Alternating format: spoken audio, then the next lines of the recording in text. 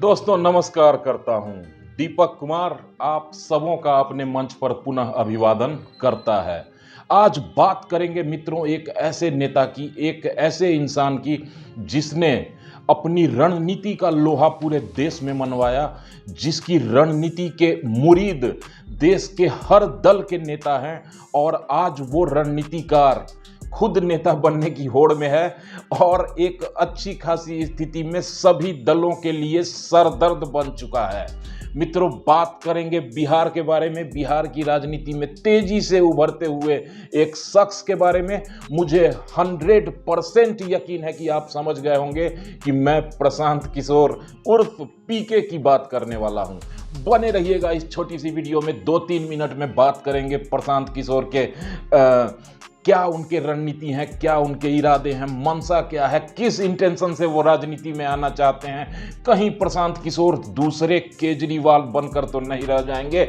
इन सब बातों पर चर्चा करेंगे। सिर्फ एक लाइक और सब्सक्राइब की दरकार है, जरूर मनोबल बढ़ाते जाइएगा। मित्रों 2 वर्ष पहले प्रशांत किशोर ने अपने जन सुराज आंदोलन कहिए या जन सुराज उनकी एक प्रोजेक्ट कह लो, वो एक रणनीतिकार हैं तो वो प्रोजेक्ट बनाते हैं और उसको फिर जमीन पर उतारते हैं। तो जन सुराज अभियान के तहत प्रशांत किशोर पूरे बिहार की पैदल यात्रा पर निकल गए गांधी जी की तरह।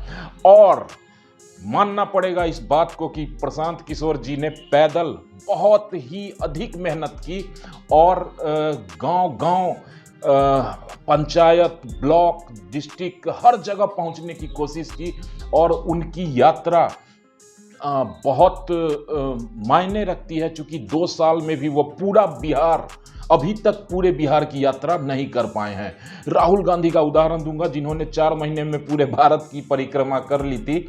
प्रशांत किशोर ऐसे नहीं कर रहे, वो हर जिले में अच्छा खासा समय दे रहे हैं, हर प्रखंड में जा रहे हैं। और अभी अभी खबर आई है कुछ दिनों पहले कि जन सुराज राजनीतिक दल की भी स्थापना कर दी गई है। सभी जिलों में कमिटियां बना दी गई हैं और लगभग 2025 के चुनाव में ताल ठोकने के लिए तैयार हैं प्रशांत किशोर अपने जन सुराज पार्टी के बैनर तले। और कहा जा रहा है कि वो अच्छा खासा स्थान रखने वाले हैं इस चुनाव में। ये टेंशन की बात एनडीए और इंडिया गठबंधन दोनों के लिए है। किसका वोट काटेंगे, किसके वोटरों को आकर्षित करेंगे, ये तो वक्त बताएगा। वैसे विश्लेषक बता रहे हैं कि बहुत ज़्यादा नुकसान प्रशांत किशोर भारतीय जनता पार्टी और जदयू के वोटरों को ही काटेंगे और इन्हीं पार्टियों का नुकसान ज़्यादा होने जा रहा है। खैर ये तो आगे की बात हो गई, भविष्य की बात हो गई। अभी वर्तमान में जानना ये है कि वाकई प्रशांत किशोर विश्वास लायक हैं या ये सिर्फ सत्ता पाने के लिए पैंतरेबाजी कर रहे हैं। बहुत सारी बातें होंगी इनके एक्टिविटीज़ पर। बोलते तो बहुत अच्छा हैं, निश्चित रूप से पढ़े लिखे हैं, IITian हैं, अच्छी खासी नौकरी छोड़कर विदेश में आ गए हैं इंडिया। और शक पैदा इन पर इसलिए करते हैं हम लोग चूँकि ये प्रोफेशनल रणनीतिकार हुआ करते थे। ये किसी भी पार्टी के लिए उस पार्टी की क्या नीति है, उस पार्टी ने क्या काम किए हैं, कितने करप्शन के चार्जेज हैं, इन सब से कोई मतलब न रखते हुए प्रशांत किशोर हर राजनीतिक दल के लिए जो उनको मोटा पैसा ऑफर करता था उसके लिए काम करते थे। उसके प्रचार की सामग्री बनाना, उसके प्रचार के व्यवस्था करना, डिजिटल मंचों पर किस तरीके से पार्टी का प्रचार करना है, इन सब बातों को वो अपने अंडर में करके एक राजनीतिक दल के लिए पूरा चुनाव मैनेज करते थे। तो मैनेजमेंट गुरु हैं ये इलेक्शन डिपार्टमेंट के, इसमें कोई शक शुबहा नहीं। और अपने इसी कौशल के दम पर इन्होंने अपनी पार्टी बनानी चाहिए और इन्होंने ये सोचा कि जब मैं नरेंद्र मोदी, ममता बनर्जी, नीतीश कुमार इन सबों के लिए चुनाव की रणनीति बनाकर उन्हें जिता सकता हूं तो अपने लिए क्यों नहीं। और यही इसको आप लोभ कहो, इसको आप महत्वाकांक्षा कह लो, या ये भी हो सकता है कि कुछ काम करने की इच्छा, कुछ कर गुजरने की के जज्बे के साथ वो राजनीति में उतरना चाहते हैं। देखना दिलचस्प होगा कि आखिर क्या करते हैं प्रशांत किशोर, लेकिन मैं अभी उनको न बहुत सही न बहुत गलत कुछ भी नहीं ठहरा रहा। एक विश्लेषक के नाते मेरी नज़र उनकी गतिविधियों पर है, उनके पार्टी के अनाउंसमेंट पर है।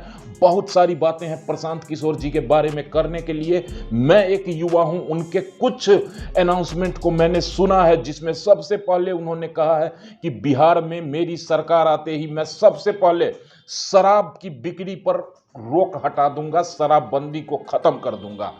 बहुत सारे युवाओं को बहुत खुशी होगी इनसे, बहुत सारे अभिभावक इस घोषणा से गुस्से में भी होंगे, लेकिन फिर भी प्रशांत किशोर ने कहा मुझे कोई फर्क नहीं पड़ता, अगर महिलाएं गुस्सा हो जाएं तो हो जाएं, चूंकि शराब मिल ही रहा है, शराब पीने वाले पी ही रहे हैं, बस सरकार के राजस्व की हानि हो रही है। तो ये बहुत ही आप कह सकते हो ये डेमोक्रेटिक सोच है, थोड़ा सा भी इसमें कंजर्वेटिव सोच नहीं दिखती, और ऐसे लोगों को निश्चित रूप से युवाओं का समर्थन मिलना तय तो नहीं कहूँगा, लेकिन मिलने की संभावना है। हो सकता है युवा वर्ग प्रशांत किशोर के पीछे आ जाए, और आप जानते हैं कि युवाओं की फौज बिहार में जिस भी दल के साथ जुड़ जाएगी वो निश्चित रूप से टर्निंग पॉइंट साबित होगा। वो सरकार बनाएगा नहीं तो सरकार बनने भी नहीं देगा, इस स्थिति में तो आ ही सकता है। प्रशांत किशोर के ऊपर फिर चर्चा करेंगे किसी दिन, वीडियो बहुत लंबी हो जाएगी। अभी बंद करते हैं इस वीडियो को, कुछ और मुद्दों के साथ कुछ नए लोगों के बारे में बातचीत करने के लिए जल्द ही मिलेंगे अगली वीडियो में। तब तक अपना ख्याल रखना, दुआओं में मुझे भी याद रखना। Take care and goodbye. Thank you.